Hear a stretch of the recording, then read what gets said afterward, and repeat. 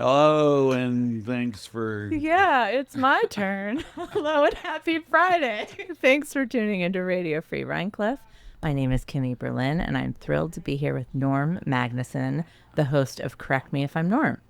Today we are celebrating the 4-year anniversary of Radio Free Rhinecliff and the 200th episode of Correct Me If I'm Norm. Congratulations, Norm. Thank you. I would like to kick this episode off with some kind words from a few past guests, so you're going to need to put on your headphones. Oh, God.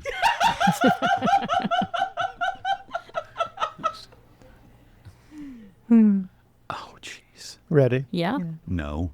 Norm has this natural skill of pulling Oh, God. from people who they really are in the form of a conversation versus an interview. You're talking to a friend, and that's how you end up giving the essence of who you are as a person.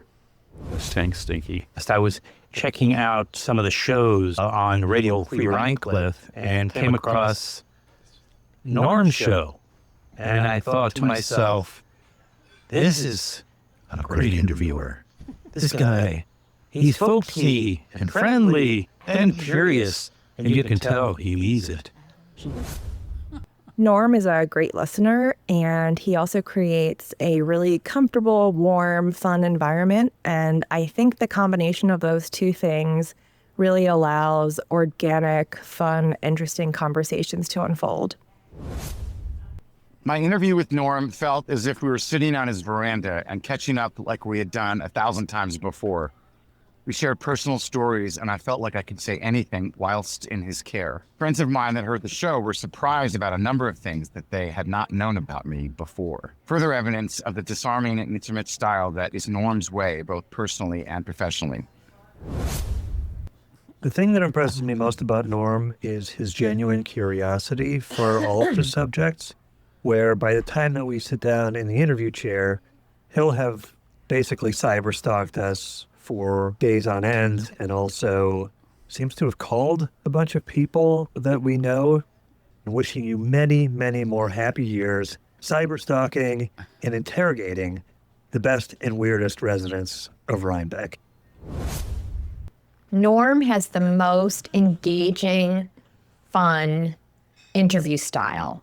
When I was on his show, I could have stayed another 3 hours. I had no idea how much time had passed. I actually have no idea how much I exposed about myself. That's down to his incredibly curious, engaged style that makes you want to just talk and talk and talk like you've been with an old friend forever. He's really a talent and so much fun. Emily. So you walk into the room in the little cubby hole. There's Norm.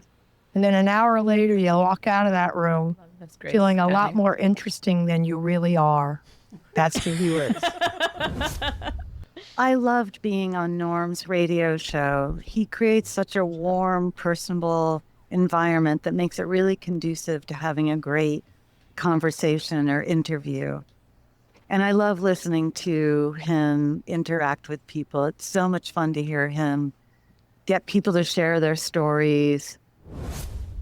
Norm Magnusson is a talker. When you hang out with him at his house or out in the street or at a bar or a restaurant, he won't shut up. He's very smart, loving, and caring. And now you put him on the air, Radio Free Rhinecliff, and he won't stop talking, but he's really good at it. And he digs in the most proper, sensible, respectful way to anybody and asks questions in a way that I've never heard before. Keep going. Norm, don't shut up. The quality that is most memorable and the one that I envy the most is that his default position when he wakes up is happiness. That's a very admirable trait and not just a little bit annoying. I've really enjoyed being one of your hundreds of interviewees. I know you as a lovely, kind human being, part of this wonderful community. Thank you so much for humanizing the world. The thing about Norm is he's an artist, he's a wit, he has a skewed view of the world that he imposes, except when he's interviewing people. That's what's so extraordinary. He does it with such generosity and such Totally. deftness and such lightness Totally. and such kindness and such acceptance and such tolerance and such curiosity and such immense loving kindness. I am so pleased to have been a tiny bit of his world for like an hour a couple of years ago, and to sometimes see him around the enchanted Hamlet that we all love so much. So now, Norm, you can take off your headphones, and Jen is going to add something. Oh my God. Dear Normie, you might have heard some of this before. I have loved having a front row seat at Radio Free Rhinecliff, watching you interview with a breezy ease, asking earnest follow-up questions and peppering in laughter, smiling, and the ever-present, to bring us, the listeners, together with the guest for the ride. You have a beautiful, gentle way of inviting folks to open and share the most poignant details of their lives, thereby creating a deeper connection for all of us to our community. Thank you. Oh, and now Matt. Follow that. He's like, you're cool. I think the interesting thing about Norm is that I've seen him actually grow in these 200 episodes. Because when we started this show, I barely knew Norm. I had heard him on WKNY, and I thought, he's really good. I had talked to Leslie. I'd met him at a party. And I soon realized that what was, in the beginning, I think Norm, I'm not going to say it was shaky, but it was not what it is 50 episodes in. I think he would agree. Sure. And of course, everyone gets better at anything. And he's now, like 100 episodes ago, achieved, I feel like we have our own local NPR star. And that is meant as a complete compliment. I think you hear really good radio hosts on NPR and you match them all the time, but at this hyper local level, which is so bizarre that it's fantastic, and it's just a pleasure. Aw. So I want to add to this. Thank you all. Yeah. I want to add something by saying that you're someone who makes everyone feel seen and important. Your ability to truly listen speaks to your presence. And our dear friend Amy Hutchings once said, Norm is a true artist of being. So my first question is, how do you feel you've come to this place of being? Oh, God. Can I first thank you and everybody for that thing? Yeah. That beautiful recording of kind words is really so sweet. I especially love the swoosh. The sound effect. It took a while to find the right Matt. swoosh. I found many swooshes. Yeah, it was really good. So fancy. It was like listening to some fancy TV show. What was the question? How do you feel if you've come to this place of being, of presence, to be able to truly, truly listen to people? What? That's good. Yeah, That's good. yeah, low hanging fruit. Yeah, okay. I don't know. How does somebody become a good listener? I think you read a lot about listening, and you read a lot about being present in moments and stuff. And I'll tell you what, though, it's innate. I've always been interested in people's stories. Always had a million questions for people. And when I started doing this, I was like, God, why did I not start doing this when I was younger? Because it's the perfect position for me and my proclivities. Yeah. It reminds me a little bit of your solo show that I really loved, Kill the Head. Oh, yeah. And I'd love for you to talk a little bit about Kill the Head. Kill the Head. Yeah. I don't know, 4 or 5 years ago, I got a job offer from Amy Hutchings, the artist of being quoter. She called up. She said, "Hey, how would you like to be a background actor and a stand-in and a photo double for an A-list Hollywood celebrity in a Jim Jarmusch film?" I'm like, yeah. She said, "I can't tell you who it was." And then just before we started, she said, "It's Bill Murray." And so out in Fleshman's, out there in the Catskills, spent a couple of months in this crazy Hasidic town with, the Hasids, the Hollywood types, the hillbillies, all the locals who were like, "Get out of here, you creeps," and a massive amount of Hispanic people. And it was such a weird mix of people. And, when the Hollywood types came in, it just got that much weirder. And so I thought I wanted to write something about that experience. And so I started writing it up. And it became a monologue about connection and making connections. And I was one of the favorite pieces I ever did. And does that answer your question? Yeah, it does answer my question. I just think that there's something connected about Kill the Head and your presence of being and connection, and something that feels like a value for you as a human being. And I'm wondering, like, where you think that comes from. Well, a value or just selfishness. I mean, it's because, when you connect deeper with people, it's more enjoyable for me, and I would think probably for most people. And so, from one point of view, it's just an offshoot of sort of a selfish, a desire for more fun and more connection, and that. From another perspective, it's not lost on me that they say all the time, good listeners are sexy. Yeah. And I want to be liked as much as the next guy. Right. And I've wondered, like, was that how I started being a good listener? And it's like, maybe so, but as I say, I've always been so curious about people. And when you ask people a question, you really have, you're bound, you're duty bound to be a good listener to their replies. Given the wide range of kinds of people you end up interviewing, how do you think you're able to cross lines? Like, we live in such a polarized climate right now where people can't speak to each other, and you're able to speak to all different kinds of people. Mm-hmm. And I wonder if you could talk more about that.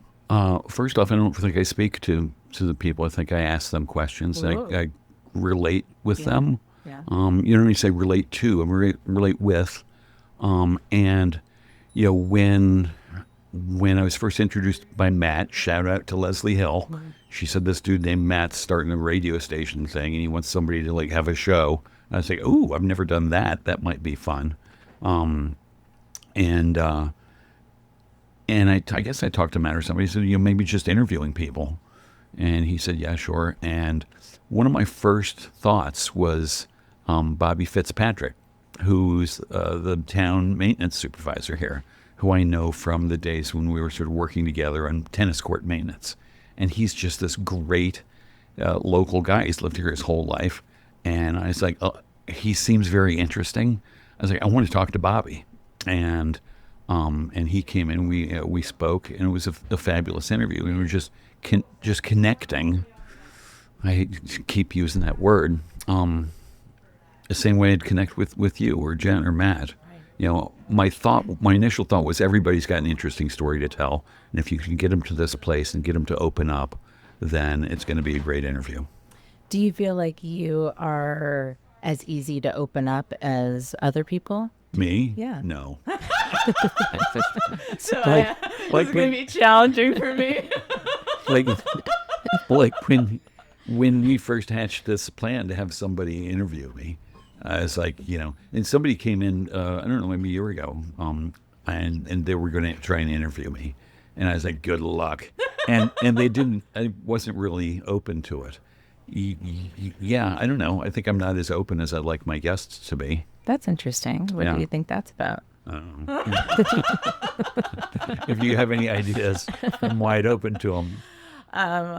Well, it kind of speaks to this question I have about your cheerleading of other people. So you're this really great listener, and you're also this amazing cheerleader. And I happen to have a front seat, to you and how you are in the world. Right. And I happen to know that you ran into the wife of someone at a grocery store recently who thanked you profusely for helping her husband finish a book that he wanted to do. And there are countless stories like this, people who end up following their dreams because you support them doing that.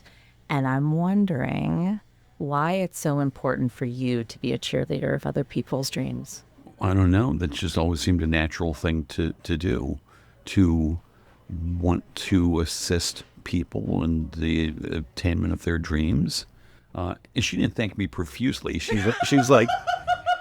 Sorry to misquote. She's like, your support, your early support and enthusiasm was really incredibly meaningful to him. Like that. I think I'm wondering if it's connected to how important pursuing your dreams, like that importance. And I wonder if you could talk a little bit about when you decided in your life to pursue painting and that moment you had for your life. Yeah. And if you want other people to have that. So if you could talk a little bit about I want that. everybody to have the chance to chase their dreams. My parents were incredibly supportive.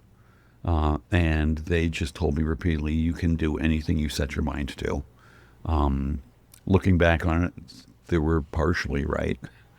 But, it was really nice to grow up sort of having that enthusiasm, encouragement, and support that I had from my folks. And so maybe subconsciously at some level, I want to, pay that forward. Right. And I've had cheerleaders in my life who have been really, really meaningful. One of them, did you ask about painting, pursuing painting? Yeah, that moment Pursuing where art. you're like, oh, I want to do this. I started painting shortly after I moved to New York City. My mom was a weekend painter. She'd give me a set of paints, and I was making $10,000 a year. My roommate, Jim, we were in a tiny one-bedroom apartment. He was making like $13,000 a year working for a chemical bank. And one day he's like, oh, let's paint. I'm like, all right, whatever. I didn't really care. And we started painting. I loved it. I just fell in love right away. And he was amazing. He was such a good painter and so imaginative. And I was doing copies of like Matisse and Hockney and stuff like that. And he was just creating these worlds. And it was really amazing. He ended up not getting the bug, but I got the bug. And so I really thought at that point, this must be 1984, like, God, wouldn't it be great if that was my life, being a painter? And so I started sort of moving towards that. And at some point, I was working in advertising. At some point, I think 1991, let me back up in like maybe 1989 or so, I hit upon a style. I was just goofing around, doing different things, trying to be as good as Jim was in creating worlds. And I hit upon a style. I was like, wow, I haven't seen this style. It's unique, it's ownable, and I could do a whole bunch of different paintings in that style. And coming from advertising, that's called having like a campaign look. I had a brand. I'm like, great. So I did a bunch of paintings, and I got a show, and I quit my job in advertising. And I had a couple of shows at this gallery, the gallery upstairs in the East Village. And then I found a gallery in Soho, Bridgewater, Lustburg. And this guy, Paul Bridgewater, who was a co-owner there, was famous for being a cheerleader for young artists. He was so enthusiastic and nurturing and helpful. And, it's just... You come to appreciate the cheerleaders in your life. You're a cheerleader in my life. Right. These guys are cheerleaders in my life, Jen and Matt. And this is the ringer on my phone because I forgot to turn it off. It's your show. You're supposed to tell me to turn off my ringer. Sorry. So yeah, you appreciate the things that you appreciate coming into your life. I think for most people, they want to push them back out into the world as well. But I get the feeling from, yes, and I also get the feeling from you that there's a sense of urgency, like that there'd be a regret if you didn't pursue your dreams. And I feel, so that's kind of the moment I was looking for you to talk about a little bit. Well, sorry to disappoint. You did not disappoint me. I know, I can't help but pull your pigtails. Yeah. I wouldn't say call it urgency, but when I was 31... I had this desire for like whatever, 8 years or something, 6 years, to be a painter and be an artist. And instead I was an associate creative director at some ad agency. And I had met a woman, I had a new girlfriend, and I found myself telling her the same thing I'd told so many other people. Well, we're for an ad agency, but what I really want to be is a painter. And I heard those words for like whatever, the 20th time. What I really like to be. I'm like, what am I doing? Why am I not doing what I'd really like to be? And about that same time, I had a vision of me, aged 86, exactly on the nose, in a rocking chair, looking back on my life thinking, oh, I should have tried harder to do this or that. Looking back with regret. And it was a terrible feeling being there, at age 86, which is just 21 years from now. and having not tried things that I wanted to try. And that changed everything. That was a huge change for me. I was like, I'm not going to be that guy. And so I quit my job in advertising. I had already had a show of paintings lined up at Bridgewater. And that was it. And so then from there, being the person you wanted to be, what did that path look like? Oh, wow. Well, there's no There's no regular paycheck. Yeah. Yeah, there's no health insurance. What did it look like? It was amazing. It was just great.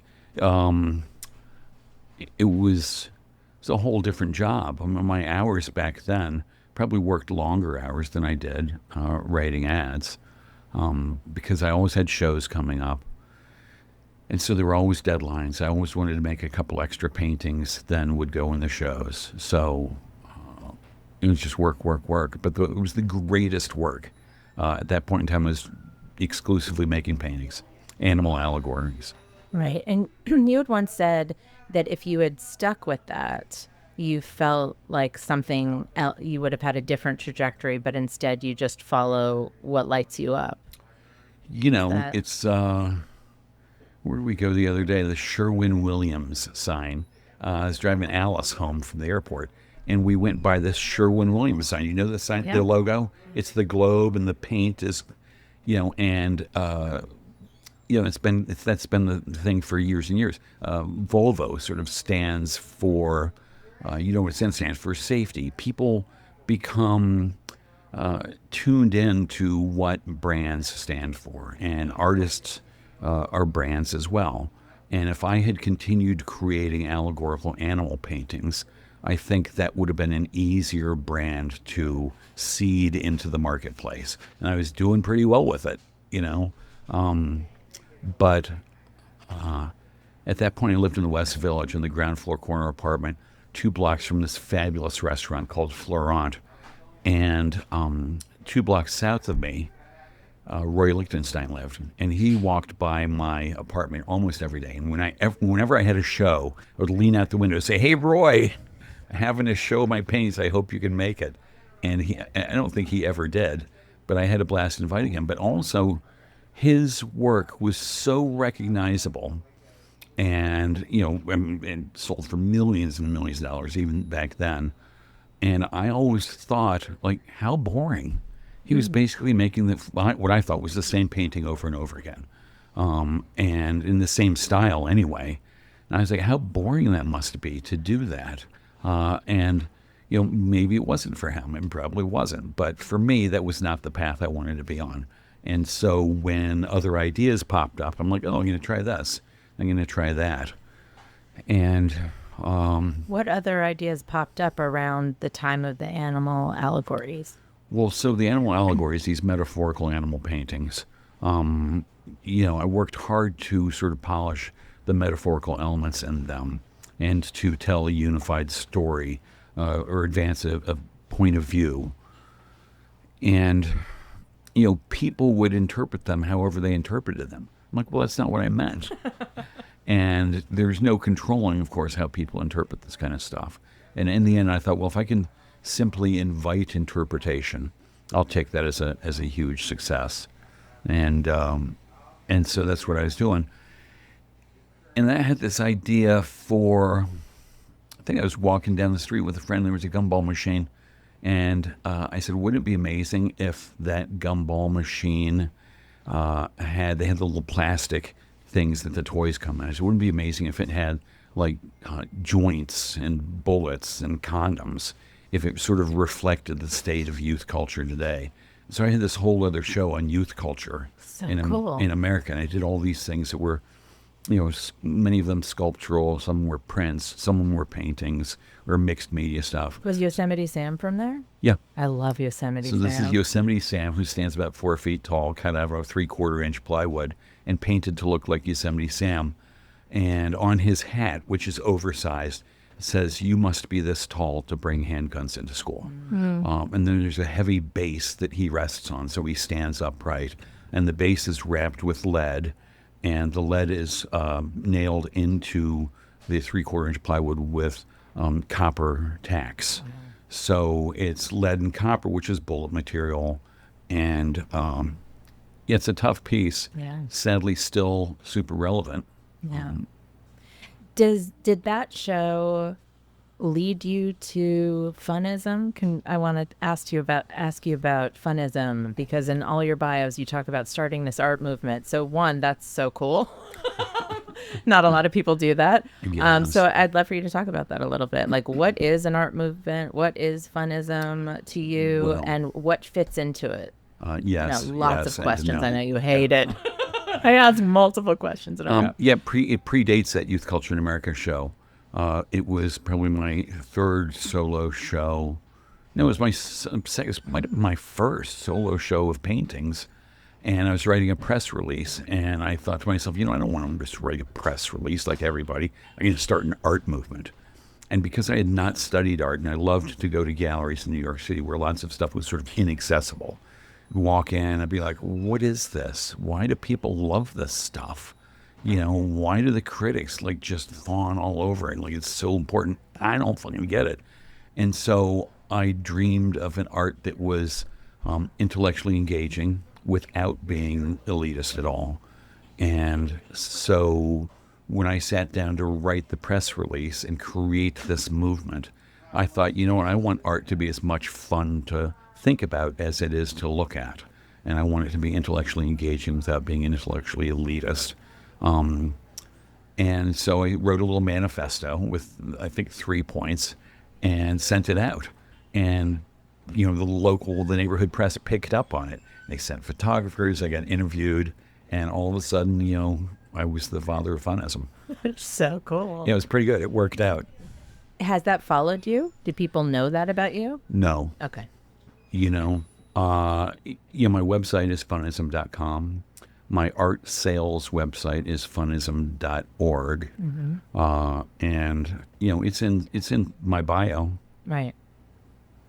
And didn't someone recently reach out that they had started a movement? Well, it's like 25 years ago. Some guy said, "Hey, you stole my art movement." I'm like, I don't think so. Yeah. And I had press clippings from 1991. And he's like, I started it in 2003. I'm like, I don't think that's something you can back up. Feel like, I don't know about math, but yeah. But I sympathize with this guy because, in the world of ideas, people are always coming up with original ideas and completely original. And then somebody's like, well, that was done before, right? Mm-hmm. And that happened when I was working in advertising all the time. I'm like, I had a great idea. People would be like, yeah, Pampers did that 20 years ago. You're like, well, that even just shows even more of what a good idea it is. Yeah. I'm glad you went back to advertising. I'd love to go back to that a little bit. How do you feel advertising has informed you as an artist? Well, from the get-go, I didn't quit that job until I felt I had developed a good campaign in the art world with those allegorical animal paintings. Stylistic and intellectual campaign. So influenced that. How has advertising affected my artistic output? I do a lot of stuff with, here's a good example, these historical markers. I do a lot of work that subverts, forms that you see out in the world. So I will do, I'm putting together a show now, and as part of that show, I got bulletproof fabric, I got Kevlar, and I'm making a baby blanket out of Kevlar. So here's this thing, this Kevlar, here's this thing, the baby blanket. I'm like, I sort of took this existing item and turned it to my conceptual needs. And I do that with lots of stuff, taking products that exist and turning them to my own needs, as I did for the historical markers. It's a product that's out there. On this site was a famous battle or a famous person or whatever, and I turned it to contemporary social and political content. Do you have a favorite historical marker?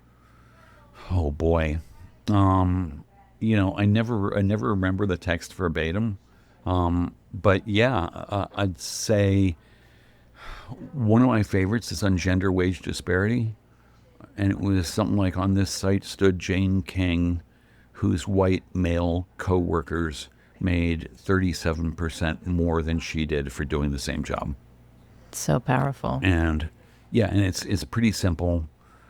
Math is pretty simple on it. So, you know, I really like that one. The last one that I had made, I worked with a foundry upstate, is, I forget, you know what, never mind. Okay. I forget. You're like, I am not about to butcher it. I got on my phone. I'm going to track it down and tell you in a second. That's great. So something I was thinking about is something you shared with me about when you developed your confidence in yourself, which connects to advertising, which I think might connect to your art. When you said you finally put together a book, is that what it's called, where you have your examples and you felt like it represented you? Yeah. Yeah, when I was like 31, I had my advertising portfolio. For the first time, you know, people get together a portfolio of your print ads, your TV ads and stuff. You shop around town, goes to various, you know, personnel and ad agencies and creative departments and stuff. And, you know, at one point, I felt that my portfolio perfectly represented who I was and what my capabilities were, what my thinking was. It didn't fall short in any way at all. And it was an enormous moment, because from that point on, if people didn't like it, I didn't care. Right. I said, well, that's me. That's the best I can do. This is how, and I'm really happy with what I've done. And it's a good representation of my thinking, all that stuff. And so it just didn't matter if somebody didn't connect with it. And that thought leads to a lot of self-confidence. You know, like, it's not just my book out there, it's the me in here. If people don't connect with this me, you know, it's almost like not to take it personally. Right. It also creates this generosity we're talking about. Like, you're not necessarily competitive. Didn't you have some artists say to you, people don't send me information on shows? Like, you'll think of someone and send them information about a show, and people are always taken aback because you're not competitive in that way. And I wonder if it's connected to that, because you know where you are. I don't know. Could be. I mean, couldn't argue with that interpretation. But yeah, not lately, but artists have told me over the years, like, wow, that's so nice that you're like forwarding this call for entries, you know, for reminding people that this big grant is coming up. There's a big show. And, you know, I'm not in competition with anybody, so I'm happy to tell everybody about all of this stuff. Because, you know, if you want my stuff, you get my stuff. Right. If you don't want it enough, you get somebody else's stuff. Right. And so the lack of competitive spirit in that front shows through, I think, in how I choose more to collaborate with other artists in attaining successful careers. Yeah, I think about that with you in acting and how great you are at giving power to other people's vision. Can you talk about acting a little bit and how that collaboration sparks something in you? Yeah, I love acting. For anybody who doesn't know, started with, you know, Woodstock Community Theater 16 years ago. And I had done it a bunch in high school. It did not seem to be a practical career path, so I did not pursue it. But then I got back into it a while ago, and just loved it. You know, one of the things I love about it is, you know, the actor gets to make so many choices, an infinite number of choices. You know, the artist is like, oh, what shade of blue? Well, I've got these three to choose from, or I can mix my own, or. But for an actor, creating a character, it's the deepest well of consideration. You know, there's no end to it. And then, this is the part I really, really like, and then whatever you bring to it, you're just a color on somebody else's palette for their painting, and that's the director. And so it's really, you know, painting, almost all of the visual art I do is incredibly solitary. It's just me, I'm the boss, I get to do whatever I want. Though I also always solicit opinions from you. When I was doing the monologue, Jen Hammoud here was phenomenally helpful. So good, yeah. But still, I'm the boss. I do whatever I want. when you're acting, you're not the boss. The director is the boss. And it's really nice to serve somebody else's vision. It's a different kind of creative pursuit. You said that it started in Woodstock Community Theater, but I recall it starting in high school, that you loved it. Yeah, I did in high school, but I didn't want to pursue it. And why didn't you want to pursue it? Didn't seem like a practical career path. Well, this kind of goes back to your family of origin that I wanted to talk about, that you were raised by a pretty religious family. I'm not saying necessarily practical. I don't think that's connected, but could you talk a little bit about your upbringing? Yeah, I wouldn't call them very religious. I mean, really?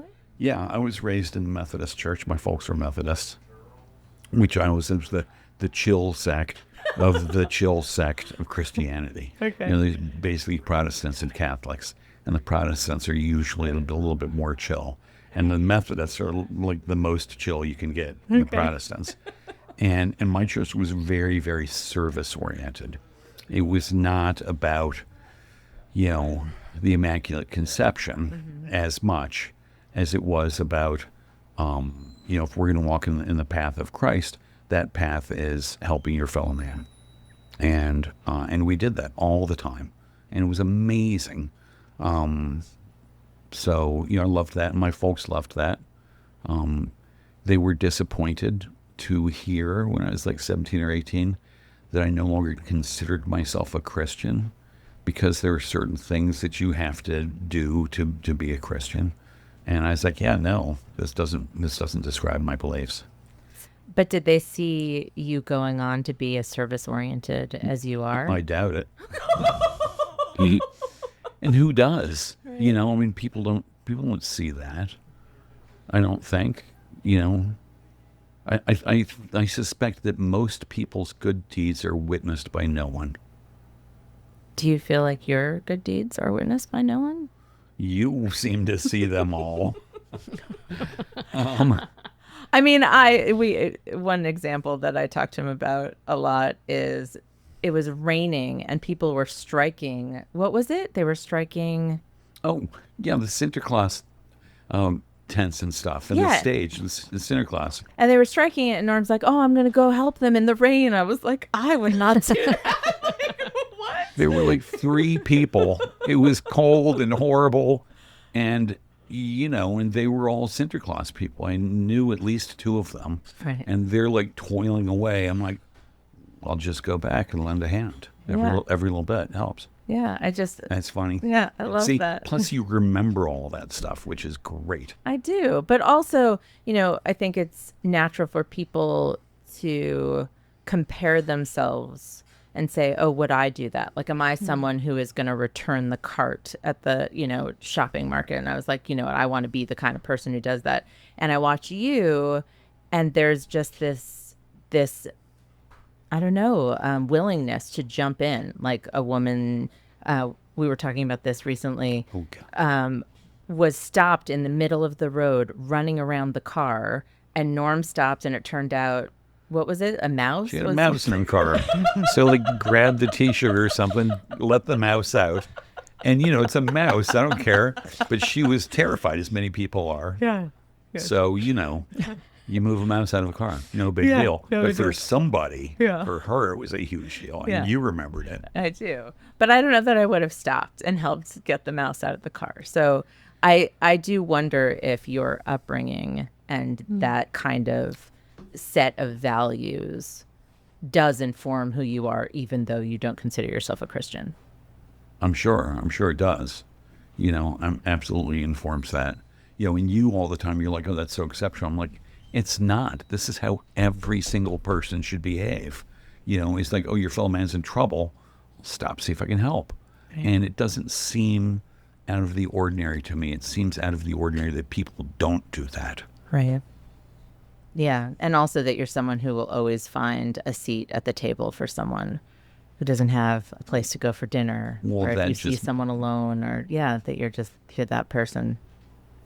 It makes me feel rich. Yeah, I love that. Well, this actually is a good segue into asking you. You're like, oh my God. You're taking a break for our sponsors. Just your favorite work of art. It's a Wonderful Life. And I think it speaks to a lot of what we're talking about, having an impact on other people. And I think your radio show has an impact on other people's belief in themselves and their sense of importance. You have an impact on the community.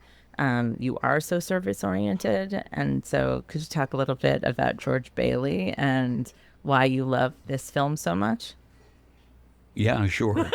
It's funny to hear you say, like, oh, you are so service oriented. I don't feel so service oriented. I don't. And maybe it's because of what I just described. Like, to me, that's how people should be. And it's exceptional when they're not, rather than exceptional when they are. So, plus, it's something I think about Rhinebeck a lot. It's a service town. Everybody's stepping up and doing amazing things and helping out, donating, volunteering their time, their expertise. It's a real service town. And I suspect most small towns are. But so in and amongst all of the people who do so many amazing things, looking at Jen Hammoud here, who's had an amazing life of service in Rhinebeck, doesn't feel exceptional. Well, I think this speaks to It's a Wonderful Life, right? That he's not exceptional. That's the point. He's an everyday person. So can we talk about it? Is it cloying and saccharine sweet? Absolutely. Do I cry at the end every single time? And the message that one ordinary person can make a world of difference just by being good and thoughtful and helpful and kind. It's a spectacular message. And I know of no other work of art that advances that really huge thought.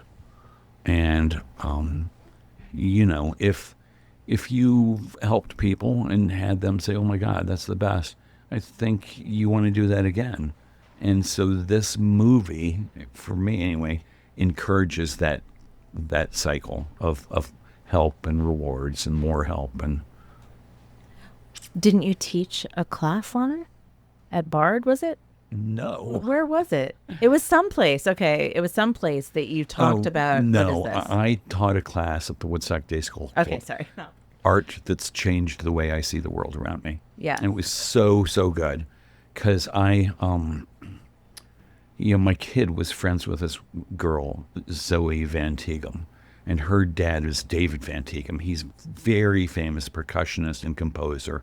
And I saw him before I ever knew him in this beautiful PBS show.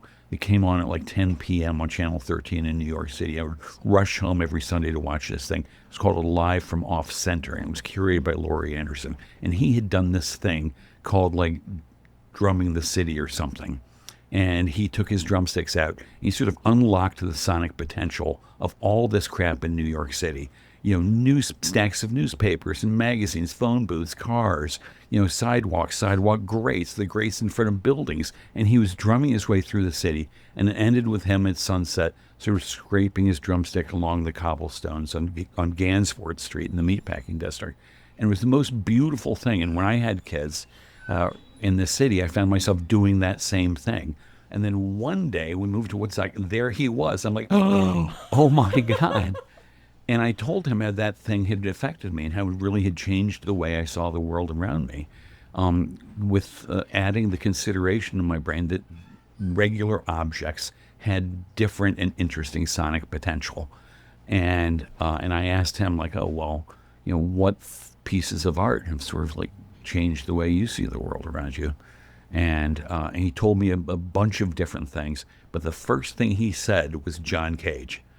And I went to a party the next day, and I saw this guy, Jared, who's just sort of Woodstock hippie, mostly photographer and a sculptor, and he has this art installation he's had for like 20-some years. It's a spiral of blueberries. It's so gorgeous.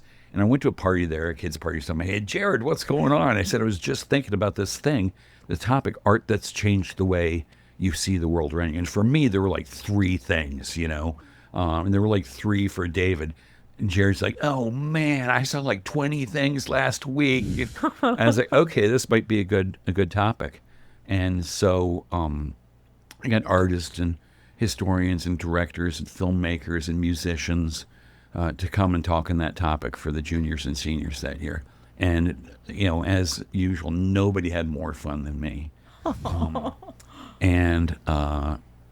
Yeah. And you brought in It's a Wonderful Life? For me, I brought in Time Out by Dave Brubeck, this album that I discovered in my parents' record collection when I was like 14. I'm like, what the fuck is that? It totally blew my mind and opened my ears. And I brought in It's a Wonderful Life, queued up to that. And David Van Tighem came in, and he performed John Cage's 433, which is a piece in 3 movements. And it's Cage says it's for any instrument or any number or a variety of instruments. He's very open. And David did it on the piano. And he sat down for the piano, and he didn't play because that's what it says. I think the word is tacit. You rest. You don't do anything. And so he didn't play for 33 seconds. Then he closed the dust cover, and then he reset his watch. He opened it again, and then he played the second movement, which I think is 2 minutes and 33 seconds. And he did this piece, John Cage, the so-called Silent Symphony, though it's really misnamed. And I'd read about it, I'd heard about it, I'd seen it was a famous, high water mark of minimalist art and stuff. And I'd never seen it performed. I was so moved by this thing, this, 4 minutes and 33 seconds of him not playing. And I was not prepared to be moved by that. This is a segue into another thing. And so I looked into it, discovered that the world premiere of it had been in Woodstock, New York in 1952. And so now we do an anniversary concert every year. And when is that? And what do you do? And who do you have come speak? So on August 29th in 1952, David Tudor sat down at the Maverick Concert Hall, which is an open to nature concert hall. And it was part of a bigger program. And he performed the world premiere on the piano of John Cage's 433. And people were pissed. Dude, what the fuck is that? That's not music. This is a laughing stock of everything we came to see. And there were lots of other pieces in the program, including other more traditional pieces by Cage. So anyway, but the concert was produced by the Woodstock Artists Association Museum for their Artists Welfare Fund. And so I went to Maverick. I said, hey, I want to do an anniversary concert. They said, no. Actually, they didn't even reply. I was like, you know what? Fine, jerks. And so I went to Wham. They're like, yeah, we want to do that. Absolutely. And that was maybe 18 years ago. And now every year that there's not a hurricane that ruins everything in the Catskills, on August 29th at 6 p.m., we have that concert. And it's the same program every year. I stand up and talk a little bit. I introduce the performers this year. It's a Woodstock super group called Freaks Garage, and they're just amazing. I introduce them, and then they perform the Cage piece, during which they don't play. And then at the end, I will sort of like lead the applause because people are lost, of course, and ask if anybody stumbled in having no idea what to expect. Because in 1952, nobody had any idea what to expect, and their reactions were very interesting. And so I engaged those people in a conversation. And then Kay Larson, who's written a couple of biographies of John Cage, and Kay's a practicing Buddhist, as Cage was. She speaks a little bit about Cage, 10 to 15 minutes, and then the musician or musicians play like 20 or so minutes of their time. This year, the concert is dedicated to Joel Sobule, who performed it maybe 7 years ago over there in Woodstock, and passed away February of this year or something. So anyway, the concert's dedicated to them, dedicated to her, and the Freaks Garage people are going to try and work up one of her songs for their playing part. That's so beautiful. I love that. I really love that. Did I answer any questions, or did I just rant? No, it was all really amazing. This will be my fourth 433 that I'm going to with, and you said it's way cooler than you are. Yeah. And I thought that was so funny because you seem so cool to me. Yeah. Well, I'm not gonna. My only job these days is to try to not disavow you with that notion. No, but I like the idea that you have been involved in things that you feel like are cooler than you. And one of those things, if we can go back to the sticker show, which I love, and I feel like not a lot of people know, and I love my it. God. If you could talk about that a little bit. Oh boy, it was 86 or 87. Yeah. Probably starting like 1983 or so. I lived on 31st and 3rd with my roommate Jim Kindle, painter, where I started painting. Okay. And he had gone to Northwestern in Chicago, and he had all these friends in New York City who were so amazing and got us into all of these places. Like one was on the cast of SNL, so we were always at Saturday Night Live. One of them was the assistant to the super agent, so we had tickets to every rock concert ever. It was an amazing group of people, and two of them, Harley and Adam, had started peeling graffiti stickers off of the walls of subways and phone booths and shit like that. Ed Koch was really cracking down on graffiti writers, and so the writers, instead of going out with the spray cans and risking being caught, were tagging hello my name is stickers or address stickers from the post office or UPS or whatever and slapping them all over town. And some of them were easy enough to pull down. And Harley and Adam came over. They were like, oh, look what we got, we're doing this thing. I'm like, I want to do that. And so I started doing it as well, and soon enough we had thousands of stickers. So cool. And Harley said, I'm going to propose this as an exhibition to the Franklin Furnace, which was down on Franklin Street in Tribeca, and was, it was just this phenomenally hipster, super cool downtown performance art venue. But they also had a collection of artists' books, and they would have exhibitions. And sure enough, they picked our proposal. I don't remember writing any of it, but Harley did. And then, so we had a show, and it was so cool. And on one wall, so we had all our stickers everywhere. On one wall, we just whitewash it, and we encouraged graffiti writers to come in and tag it. Oh, wow. I didn't realize that. And they did.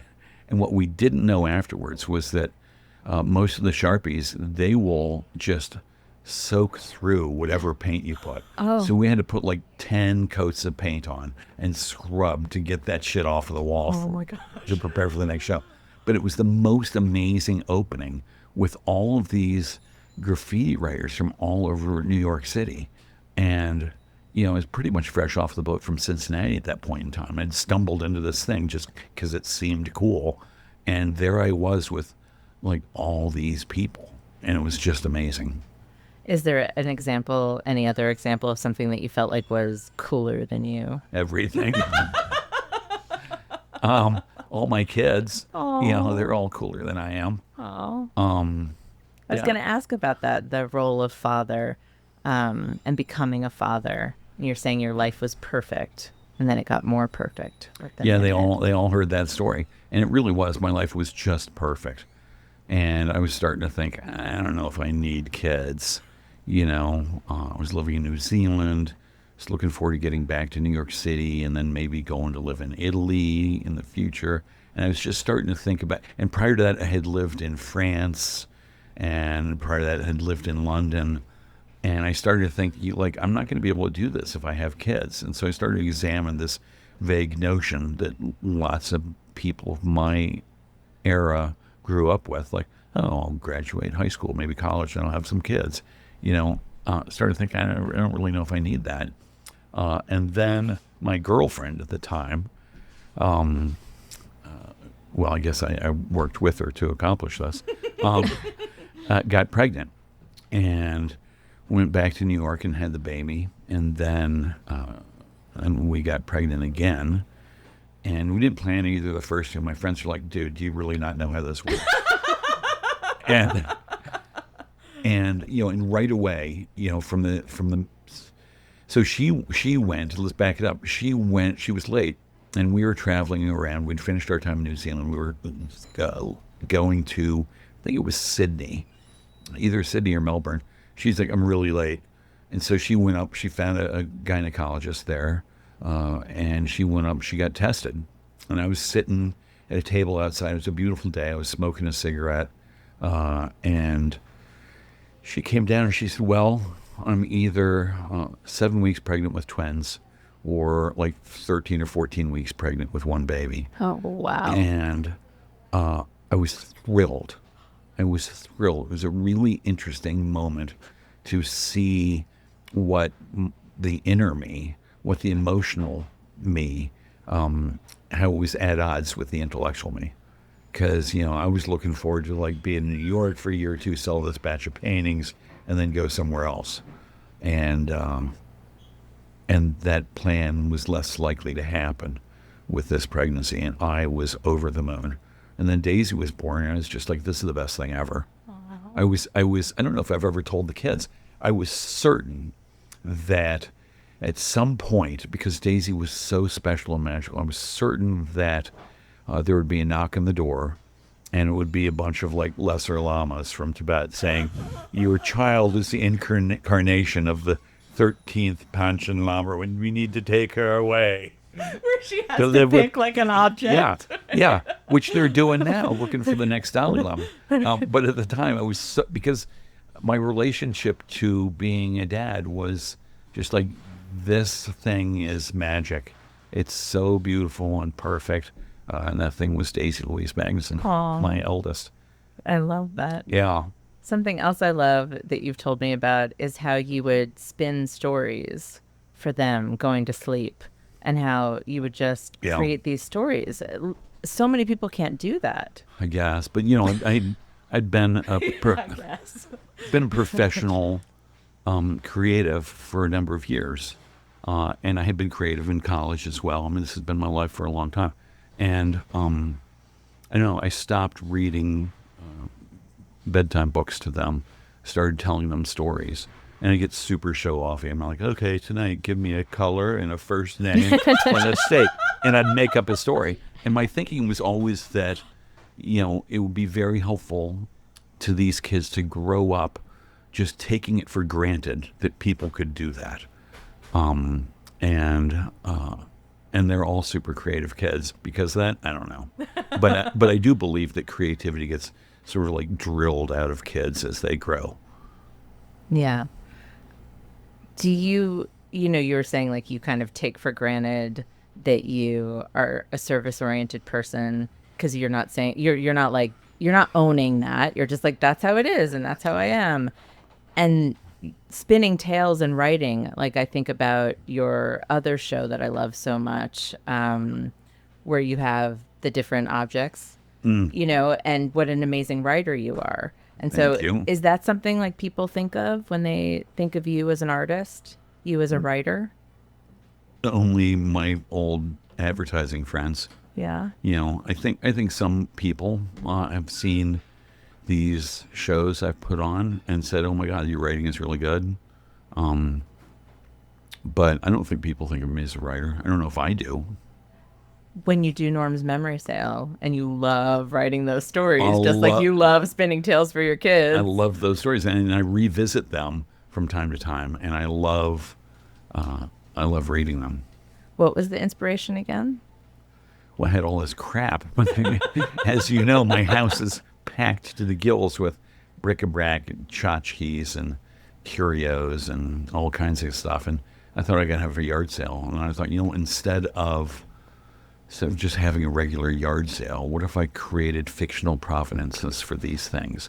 And then they would have stories attached to them and I could get more money. And it's an old-time writer's prompt.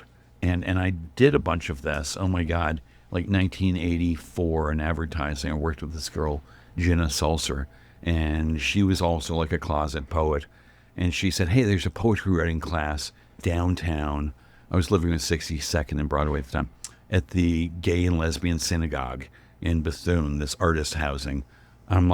She's like, I'm going to do it. I'm like, all right, count me in. And so we went down there, and they had all these prompts. They'd give you a postcard or a pencil or an object or anything, and then you'd create a story about that. So I'd had some experience doing that.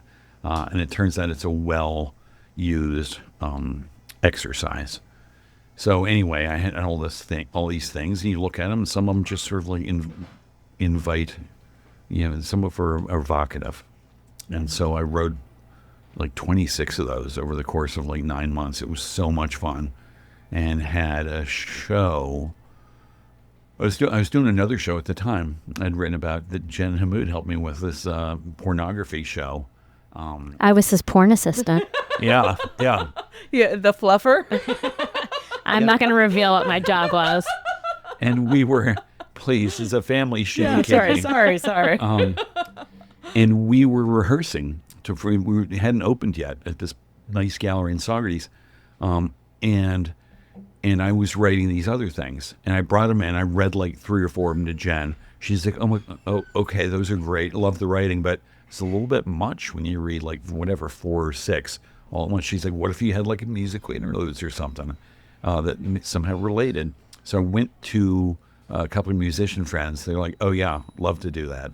And they came up with the most fun musical instrumental interludes, where like I had one about being on the road and, Burma shave signs and this chain of like root beer food and root beer stands.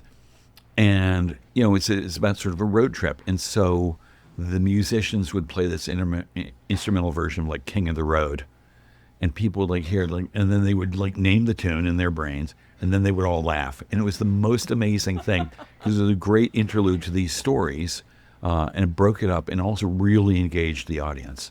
Because, he'd be playing this song for like 10 seconds or 20 seconds or whatever, and then the laughter, the light bulbs would go off, and the laughter would spread around the room. It was such a blast. That is such a blast. Yeah. And that led to you doing some storytelling. And doing something at the porch, and then you're doing the porch again. Doing the porch again, yeah. Really soon. It's like September 12th or something. And, it's terrifying. When you're a champion storyteller, a Moth Grand Champion or something, and you're just a natural. You told a story up there at the Nantucket Film Festival. And whereas I'm just nervous as can be. I'm so much happier reading than performing a script. But the porch is no notes. And last time I did it, I was so nervous. And then I did this thing in... it's a local storytelling show in the area for people who don't know. Yeah, Joey Chevelle and I'm blanking on his wife, Lorelei, put this thing on, and it's just gorgeous. It really is. And it's fun. You're like doing the things that are terrifying. And terrifying, but if it doesn't work out, it's like, what are the stakes? And that kind of goes back to not having any regrets. Just going after the things you want to do. Yeah. That's so good. Cheers. What drink? Your show is like famous for the drink. Yeah, the tradition. Correct me if I'm wrong. The guest, me, brought in a drink. It's a Orange Manhattan. It's delicious. Matt is already finished with his. Cheers. Thank you, Kimmi Berlin. Yeah, thank you. Was there anything else? Did you miss anything? There is something that I missed that I wanted to We're okay, right? Yep. Yeah, okay. That we can go a little over. Something that you wrote. Uh-oh. So, okay. We use nature how we see fit. We strive to bring order to it. We try to make it prettier. We try to make it more profitable. Some efforts succeed, some do not. My Decorating Nature series is about all of those things, but also about beauty. For me, beauty is a friend of consideration. And it's a word you used a little earlier in this conversation. I really wanted you to talk about that. I think there's something so gorgeous about that, and I'd love to know more about what that means to you. Well, was referring specifically to art, And I think art that's easy on the eyes is people are much more likely to spend time with. And if they spend time with it, then they're going to think about it some. And if it invites interpretation, it's evocative in the least, then they're going to start to wonder what it's about. And so, I think that the beautiful art is much more likely to get people to that point where they're considering what it might be, what it might mean, why somebody might have done it, or whatever, a number of different questions. It doesn't always have to just be meaning, though. For me, that's it. Right, and it kind of reminds me a little bit of what you said an insult would be to an artist. Insults? Insults to an artist would be, oh, that's real one-look stuff. That was like Sister Wendy or something in the 80s. There was this PBS show. It was a nun who would go around and do reviews of contemporary art. Yeah. She was so good, and that was her slam. And I think she laid it down on Damien Hirst. And that split shark. That's really real one-look stuff. So not inviting consideration.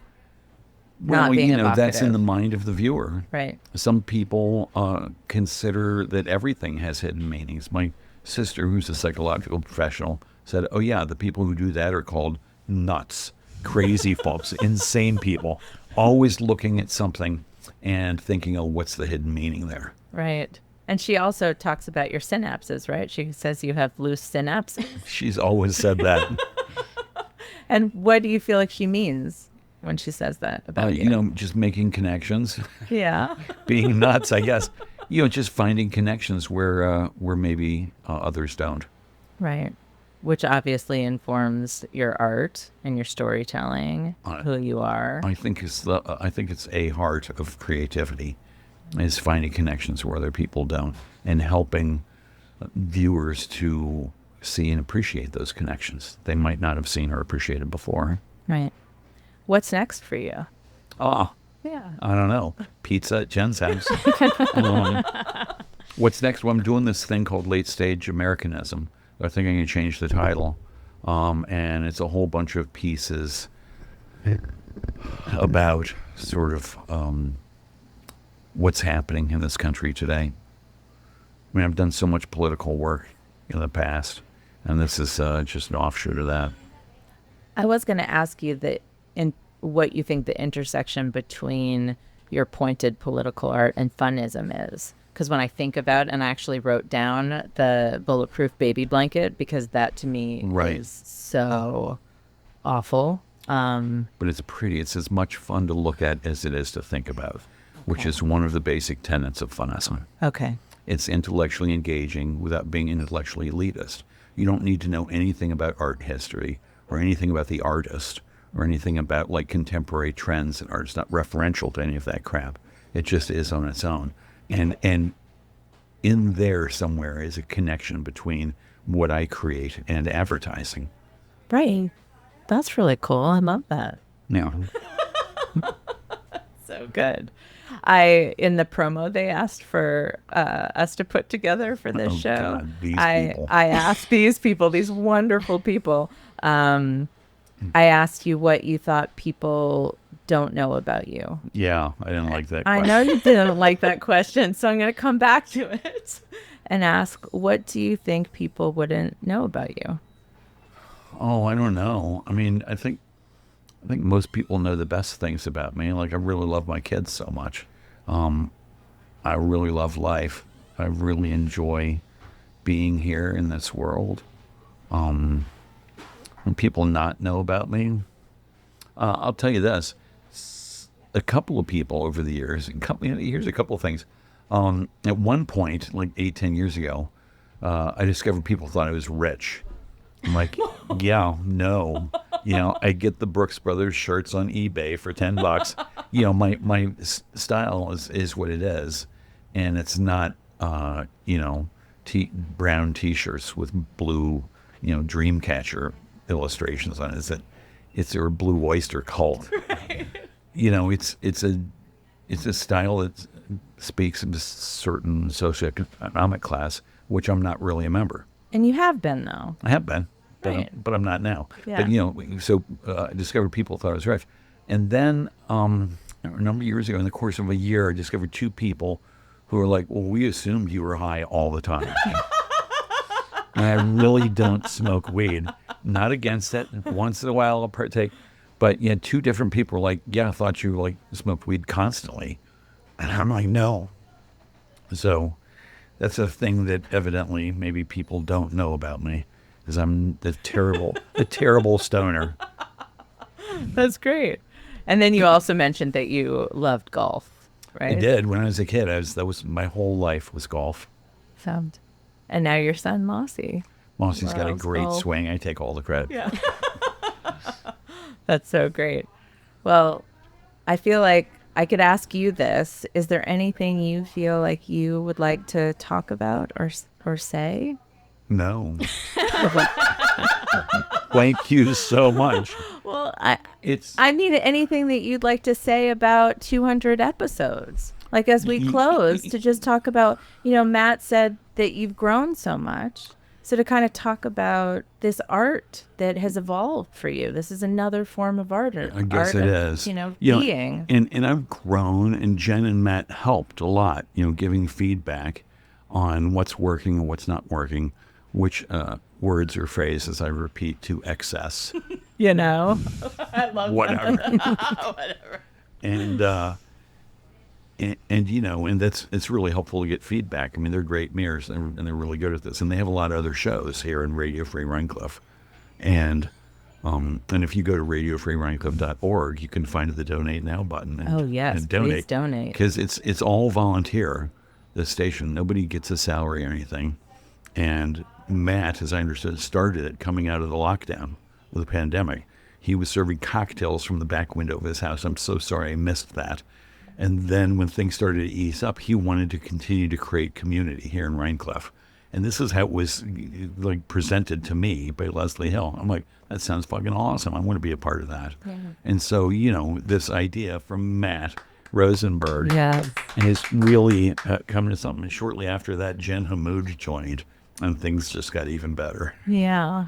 And, Jen had been my creative partner in lots of other projects. And so it was just really lovely to be working with her again. And I'm just going to go into the thank you section. It's here in the Nook at the Epicurean, which is run by Patricia Wind and Cliff Platt. And who so kindly, I guess Matt pitched them like, hey, you've got that Nook back there that's currently making money for you.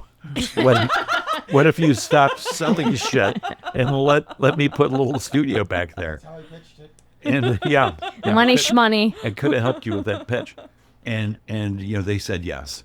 And so here's this station here, 4 years in this beautiful little Nook. And when it happened that I was going to have a show here, Matt's like, well, when do you want it? I'm like 5 to 6 on Fridays, and people are going to bring a cocktail. And it'll be great. And when that theme music plays on a Friday at 5 p.m., like, I just go to my happy, happy place. It's been a great addition to my life. So thank you, Kimmi, for interviewing me today. And thanks to everybody else, especially Leslie Hill. She's like, I didn't do anything. I'm like, you could have done this. You could have taken this slot. You could have not told me. Yeah. She's like, oh, you would have met Matt. I'm like, no. Yeah. So I love that. Yeah. So can I go into what you normally go into? Yeah, like the go into closing? It, baby. Okay.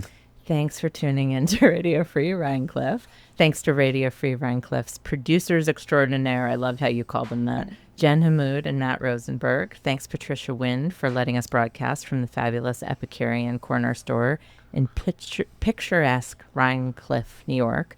And a very special thanks to the kind words about our talented and wonderful host, Norm Magnusson. Thank you from all. Steve Miller, from Adav Shartoff, Ashley Manila, Steve Mosto, Mickey Duget, Emily Sacker, Grace Gunning, Jill Burkhart, Jonathan Burkhart, Pete Verrue, Carolyn Marks Blackwood, Joan Juliet Buck, and Radio Free Rhinecliff's producers extraordinaire, Jen Hammoud and Matt Rosenberg. Congratulations on 4 years of programming, and have a great Friday and a fabulous weekend. Yay, Thank nicely you. done. Bye.